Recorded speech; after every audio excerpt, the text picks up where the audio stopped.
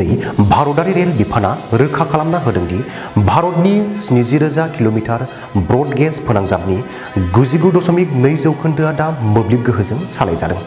भारतनि रेलवे, जायखौ जोंनि हादरनि जिउ राहा बुंनाय जायो, जाय मावख'आरि महरै गासै बुहुमावनो बयनिख्रुइ देरसिन मोब्लिब गोहो गोनां रेल राहालामा गोनां हादोर महरै सिनायजाबाय।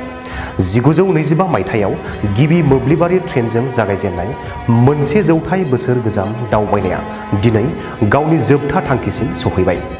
मुलुगनां रुजुथाय बायदियै भारतआव 99.2%, चाइनायाव 82%, रासियायाव 52%, इउनाइटेड किंडमाव 39% मोब्लिबारि रेल दावबायनाय राहालामा मावफुंजाबाय।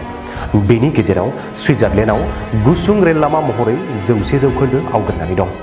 2004 मायथाइनिफ्राय 2014 मायथाइनि गेजेराव भारतआ सानसेयाव 1.4 किल'मिटारसो मोब्लिब गोहो फोनांजाब गोनां रेल लामा फेहेरनानै दिनै बेबायदि जाफुंसारनो हाफैबाय।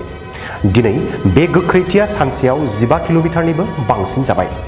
थांनाय 6 बोसोरावनो भारतआ जार्मानीनि गासै रेल फोनांजाबनि समानफ्राम रेल लामानि बाहागोखौ मोब्लिब खालामबाय। नोंथांनि थाखाय बेयो मानो ओंथि गोनां? मानोना मोब्लिबारि रेल लामा हान्थिनाया डिजेलनिख्रुइ 70% खम बेसेननि आरो गोख्रैसिन रेल हान्थिनायनि राहा, कार्बन फुटप्रिन्टनि खम अनजिमा गोनां।